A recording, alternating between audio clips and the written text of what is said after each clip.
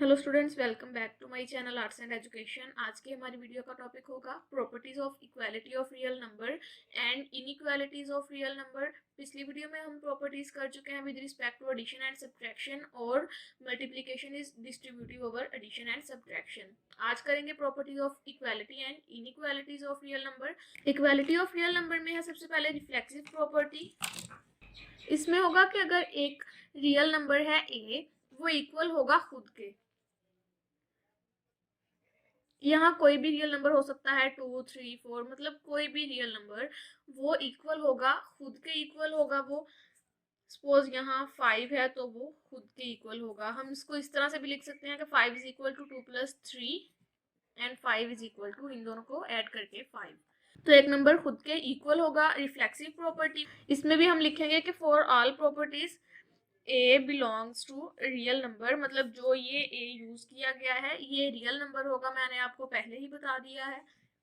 ये थी first property. Second property है साइमेट्रिक प्रॉपर्टी। साइमेट्रिक प्रॉपर्टी में क्या होगा कि अगर सपोज हमारे पास दो रियल नंबर्स हैं, मतलब अगर दो रियल नंबर्स हैं ए और बी और वो दोनों एक दूसरे के इक्वल हैं, if A is equal to B, तो हम लिख सकते हैं देन अगर a इक्वल है b के तो ऑब्वियस बात है कि b इक्वल होगा a के। b is equal to a। ये थी साइमेट्रिक प्रॉपर्टी। इसमें भी आप जरूर लिखेंगे कि for all values a and b belongs to real numbers. तो यहाँ हम इसकी एक एग्जांपल भी कर लेंगे। सपोज a है आपके पास 2 और b को इक्वल लिखने के लिए a के b की वैल्यू भी लेनी होगी 2। b इज इक्वल टू 2, तो हम लिखेंगे 2 इज इक्वल टू 2, मतलब a is equal to b, sorry, मतलब a is equal to b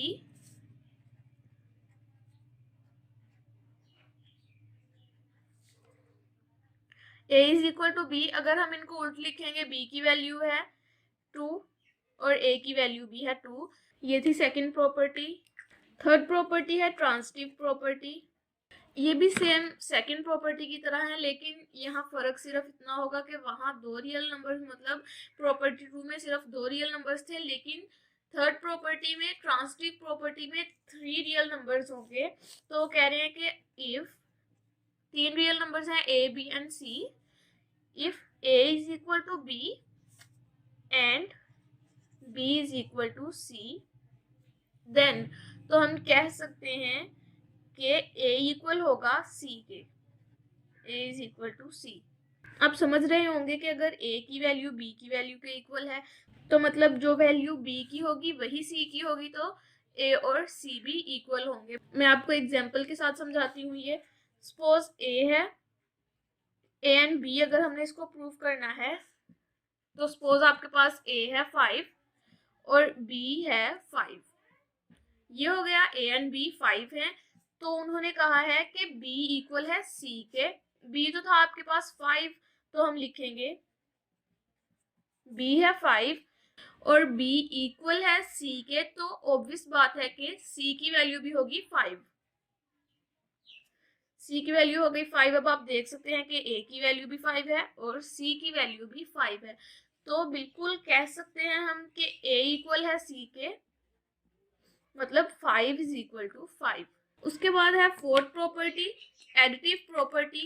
additive property में कह रहे हैं कि अगर if a is equal to b, then a plus c is equal to b plus c। तो यहाँ पर कहा यह गया है कि a इक्वल है b के। बिल्कुल उसी तरह अगर हम a में ऐड कर देंगे c को और b में ऐड कर देंगे c को, तो ये दोनों भी सेम होंगे, मतलब इक्वल होंगी। ये किस तरह है, हम एक एग्जांपल को यूज करते हुए इसे समझते हैं। सबसे पहले a की वैल्यू होगी अगर 5 और b की वैल्यू भी होगी 5, तभी ये इक्वल होंगे। तो ये दोनों है 5, इक्वल हैं। अब उन्होंने कहा है कि अगर हम इनमें c को ऐड कर दें तो इनकी इक्वालिटी पे कोई फर्क नहीं आएगा। हम सपोज कर लेंगे कि c है हमारे पास 3, c है 3 और a है 5, 5 प्लस 3 एंड b 5 है, तो 5 प्लस 3, 5 + 3 = 8, 5 + 3 8। तो आप देख सकते हैं कि ए और बी में सी को ऐड करने से कोई इक्वालिटी पे फर्क नहीं आया, इक्वालिटी एज इट इज है। फिफ्थ प्रॉपर्टी है मल्टीप्लिकेटिव प्रॉपर्टी। इसमें क्या होगा कि दो वैल्यूज मल्टीप्लाई हो रही होंगी, जिस तरह के एडिटिव प्रॉपर्टी में तीन वैल्यूज ऐड हो रही थी, बिल्कुल उसी तरह मल्टीप्लिकेटिव प्रॉपर्टी में मल्टीप्लाई हो रही होंगी। तो यहाँ भी उन्होंने कहा है कि इफ ए इक्वल है बी के, देन ए और बी में सी को मल्टीप्लाई करने से इनकी इक्वालिटी पे फर्क नहीं आएगा। तो बिल्कुल हम इसको भी एग्जाम्पल के साथ समझेंगे। सपोज ए है आपके पास 5 और बी है 5, ये हो गई इक्वल। अब हमने इनको मल्टीप्लाई करना है सी के साथ। तो ए है 5 और सी है सपोज हमारे पास 3, बी है 5 और सी है 3। तो इनको मल्टीप्लाई करेंगे, 5 3 15 = 15।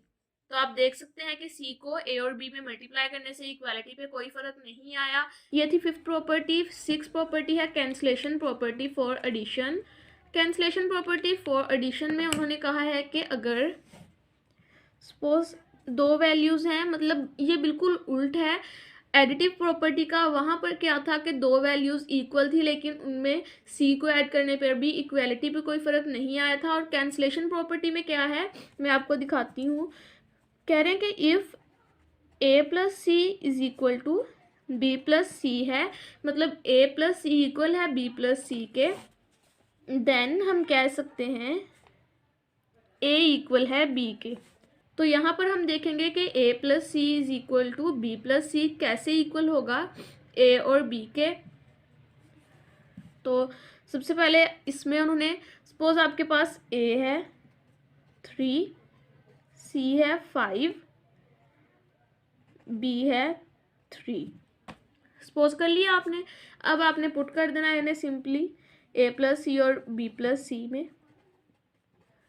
ए है 3, सी है 5, बी है 3, सी है 5। तो यहाँ पर हमने क्या करना है, आपको याद होगा कि पिछली वीडियो में हमने एक प्रॉपर्टी पढ़ी थी एडिटिव इनवर्स। उसमें क्या था कि एक रियल नंबर है, उसको कैंसिल आउट करने के लिए, उसको ख़त्म करने के लिए हम क्या करते थे कि उसको ऐड करते थे उसी के इनवर्स साइन के साथ। सपोज आपके पास अगर रियल नंबर 3 है तो हम उसे ऐड करेंगे -3 के साथ और वो कैंसिल आउट होकर आंसर आएगा 0।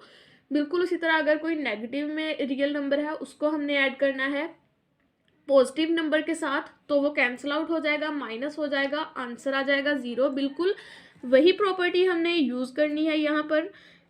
3 + 5, अब 5 ख़त्म करना है यहाँ से, सी को ख़त्म करेंगे दोनों तरफ से तो ही ए इक्वल होगा बी के।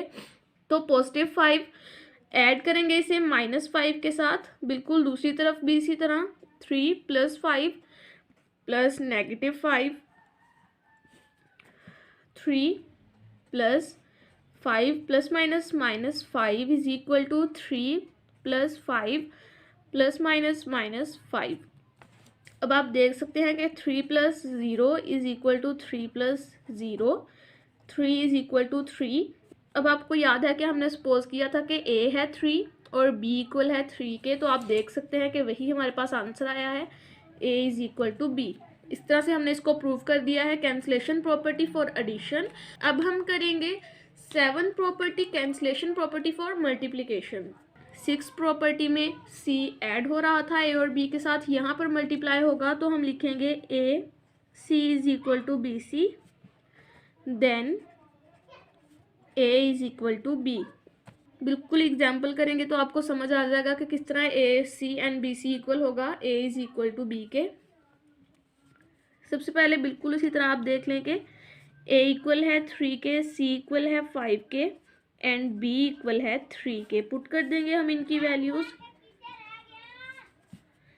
ए 3, सी है 5, बी 3, सी है 5, 3। अब आपको याद होगा हमने पिछली वीडियो में प्रॉपर्टी की थी, जिस तरह कैंसलेशन प्रॉपर्टी ऑफ एडिशन में एडिटिव इनवर्स की प्रॉपर्टी यूज हुई है, बिल्कुल उसी तरह कैंसलेशन प्रॉपर्टी ऑफ मल्टीप्लिकेशन में मल्टीप्लिकेटिव इनवर्स की प्रॉपर्टी यूज होगी। आपको याद होगा कि हमने उस प्रॉपर्टी में क्या किया था, हमने किया था कि रियल नंबर है जो उसको उसके रेसिप्रोकल के साथ मल्टीप्लाई करेंगे तो कैंसल आउट होके आंसर आएगा 1। मैं आपको बताती हूँ कि किस तरह से। 5 को उसके रेसिप्रोकल के साथ मल्टीप्लाई कर देंगे, बिल्कुल दूसरी तरफ b इक्वल के 5 को मल्टीप्लाई करेंगे 1/5 से, तो आप देख सकते हैं कि 5 एंड 5 कैंसिल आउट हो गए और आंसर आ गया 1। 3 multiply 1 is equal to 3 multiplied by 1। 3 1s are 3 is equal to 3 1s are 3। अब आप देख सकते हैं कि हमने a को सपोज किया था 3 और b को सपोज किया था 3, तो हम लिख सकते हैं कि a is equal to b। ये थी properties of equality of real numbers. अब हम करेंगे इनइक्वालिटीज ऑफ रियल नंबर। अब हम करेंगे properties of inequalities of real number. सबसे फर्स्ट है ट्राइकोटमी प्रॉपर्टी। इसमें उन्होंने क्या कहा है कि अगर दो रियल नंबर्स हैं वो एक दूसरे के साथ 3 मेथड से रिलेट कर सकते हैं। सपोज हम सबसे पहले लिखेंगे कि फॉर ऑल दो रियल नंबर्स हैं a and b belongs to real number. अब यहाँ पर उन्होंने कहा है कि दो रियल नंबर्स किस तरह से रिलेट कर सकते हैं एक दूसरे के साथ। तो सबसे पहले इनका रिलेशन होगा कि a बड़ा है b से, उसके बाद a इक्वल है b के, या फिर a छोटा है b से। ये है ट्राइकोटोमी प्रॉपर्टी। सिंपल है कि इसमें सिर्फ उन्होंने यही कहा है कि दो रियल नंबर्स एक दूसरे के साथ किस तरह से रिलेट कर सकते हैं। सेकंड है ट्रांजिटिव प्रॉपर्टी। ट्रांजिटिव प्रॉपर्टी में है कि सपोज 3 रियल नंबर्स हैं, तो हम सबसे पहले लिख देंगे फॉर ऑल 3 रियल नंबर्स हैं a b and c belongs to r, मतलब रियल नंबर्स। इसमें उन्होंने कहा है कि सपोज a छोटा है b से और b छोटा है c से, तो हम कह सकते हैं विच इम्प्लाइज दैट ए भी छोटा होगा सी से। यहाँ पर मैं आपको एग्जाम्पल के साथ समझाती हूँ। सपोज ए है आपके पास, सबसे पहले उन्होंने कहा है कि ए छोटा है बी से, तो हम लिखेंगे ए की वैल्यू 3 जो कि छोटी है बी की वैल्यू से जो कि है 5। उसके बाद उन्होंने कहा है कि बी की वैल्यू थी 5 और बी की वैल्यू छोटी है सी से, तो हम सी की वैल्यू लेंगे 7 विच इम्प्लाइज दैट। अब a की वैल्यू थी 3, तो हम यहाँ पुट कर देंगे 3 और c की वैल्यू है 7, तो आप देख सकते हैं कि a की वैल्यू छोटी है c से। थर्ड है एडिटिव प्रॉपर्टी। तो थर्ड प्रॉपर्टी है एडिटिव प्रॉपर्टी। इसमें क्या है, बिल्कुल इसी तरह 3 रियल नंबर्स हैं for all a b and c belongs to real number. आप लोग ये ज़रूर लिखें, अगर मैं भूल गई हूँ पीछे किसी प्रॉपर्टी में लिखना, लेकिन आप इन्हें मिस नहीं करें। तो यहाँ कहा यह गया है इस प्रॉपर्टी में कि अगर 3 रियल नंबर्स हैं तो हम इनको रिप्रेजेंट कर सकते हैं किस तरह से, कि अगर a छोटा है b से विच इम्प्लाइज दैट अगर हम a में ऐड कर देंगे c को, फिर भी ये छोटा रहेगा b प्लस c से। किस तरह ये मैं आपको बताती हूँ। इसमें उन्होंने कुछ इस तरह से भी कहा है कि अगर a छोटा है b से विच इम्प्लाइज दैट, या फिर आप c को पहले ऐड कर दो a में या बाद में, आंसर सेम रहेगा। c प्लस b करो या b plus c plus a करो या a प्लस c। तो ये थी उन्होंने एक सेकंड बताई हुई। बी पार्ट में उन्होंने कहा है, यहाँ पर था कि अगर a छोटा है b से तो a प्लस सी भी छोटा होगा b प्लस सी से। बिल्कुल इसी तरह अगर a छोटा है b से तो c प्लस a छोटा होगा c प्लस b से। अब सेकंड पार्ट में वो कह रहे हैं कि अगर a बड़ा हो b से, अगर a बड़ा होगा b से which implies that a plus C भी बड़ा होगा b प्लस सी से। अब हम इसको इस तरह से भी लिख सकते हैं कि अगर a बड़ा है b से तो इनका ऑर्डर चेंज करने से इन पे कोई फ़र्क नहीं आएगा, मतलब अगर c प्लस a कर दें तो ये बड़ा ही रहेगा c प्लस b से। एग्जाम्पल कर लेंगे एक। सपोज हम करेंगे इसकी एक एग्जाम्पल। a छोटा है b से which implies that a plus C भी छोटा होगा b प्लस सी से। a है आपके पास 5 जो कि है छोटा 7 से, मतलब b 7 है अब हम देख सकते हैं कि ए है हमारे पास 5 प्लस सी है 3 which is less than 7 plus 3 मतलब बी प्लस सी। तो 5 तो छोटा है 7 से, और अब हम इनको ऐड करेंगे तो 5 प्लस 3 8, तो 8 is smaller then 7 plus 3 which is 10। तो आप देख चुके हैं कि ए छोटा था बी से, अगर हम ए में सी को ऐड करें तो भी ये छोटा रहेगा बी प्लस सी से। ये थी थर्ड प्रॉपर्टी। फोर्थ है मल्टीप्लिकेटिव प्रॉपर्टी। इसमें उन्होंने कहा है कि 3 रियल नंबर्स हैं, तो हम लिखेंगे for all A B and C belongs to real number. लेकिन यहाँ पर एक कंडीशन दी है उन्होंने कि अगर सी छोटा हो 0 से तो आपने इनको सॉल्व करना है। सी छोटा होना चाहिए 0 से। थर्ड प्रॉपर्टी में हमने देखा कि अगर ए छोटा है बी से तो ए प्लस सी भी छोटा होगा बी प्लस सी से। फोर्थ प्रॉपर्टी में अब है कि अगर ए बड़ा है बी से तो ए मल्टीप्लाई सी भी बड़ा होगा बी मल्टीप्लाइड बाय सी से। बिल्कुल इसकी सेकंड एग्जांपल में उन्होंने इनका ऑर्डर चेंज किया है। ए बड़ा है बी से विच इम्प्लाइज दैट सी ए बड़ा होगा सी बी से। अब उन्होंने इसका सेकंड पार्ट दिया है। यहाँ पर था कि ए बड़ा है बी से, लेकिन इधर ए छोटा होगा बी से विच इम्प्लाइज दैट ए सी भी छोटा होगा बी सी से। और इनका ऑर्डर चेंज करना है तो भी ए छोटा होगा सी से, मतलब सी ए छोटा है सी बी से। अब इसकी हम एक एग्जाम्पल करेंगे। सपोज इसकी हम अगर एग्जाम्पल करें A B which implies that A C is greater than B C, तो आप देख सकते हैं कि ए की वैल्यू अगर है हमारे पास 5 जो कि बड़ी है 3 से, 3 वैल्यू है बी की, तो यहाँ पर आप देख सकते हैं कि 5 बड़ा है 3 से। 5 ए की वैल्यू 5 हमने पुट कर दी और सी की वैल्यू को कंसीडर किया है कि सी की वैल्यू 2 है। बिल्कुल उसी तरह हमने बी की वैल्यू 3 को यहाँ पे पुट किया और सी की वैल्यू 2, इनको मल्टीप्लाई किया। 10 बड़ा है 6 से। तो अब आप यहाँ पर देख सकते हैं कि 5 is greater than 3 and here 10 is greater than 6 also. यहाँ पर इसको हमने प्रॉपर्टी को देखा है फर्स्ट कंडीशन के साथ जो कि थी सी इज़ ग्रेटर देन 0। अब हम इसे देखेंगे सी इज़ स्मॉलर देन 0। यहाँ पर भी हम लिख लेंगे for all A B and C belongs to real number and C is smaller than 0। अब आपने नंबर लाइन वाले क्वेश्चन में देखा था कि अगर 0 है उससे बड़े होंगे पॉजिटिव नंबर्स और छोटे होंगे नेगेटिव नंबर्स। इसको सॉल्व करना है। सबसे फर्स्ट में उन्होंने कहा है कि अगर ए बड़ा है बी से विच इम्प्लाइज दैट जब हम मल्टीप्लाई करेंगे ए सी को तो वो छोटा हो जाएगा बी सी से। साइन चेंज हो गए हैं इनके मल्टीप्लाई करने से सी के साथ, क्योंकि सी की वैल्यू है नेगेटिव में। मैं अब आपको बताती हूँ कि किस तरह से हुए हैं। सबसे पहले हम इसका सेकंड भी देख लेते हैं जिसमें उन्होंने ऑर्डर चेंज किया है इसका। ए बड़ा है बी से तो सी ए छोटा होगा सी बी से।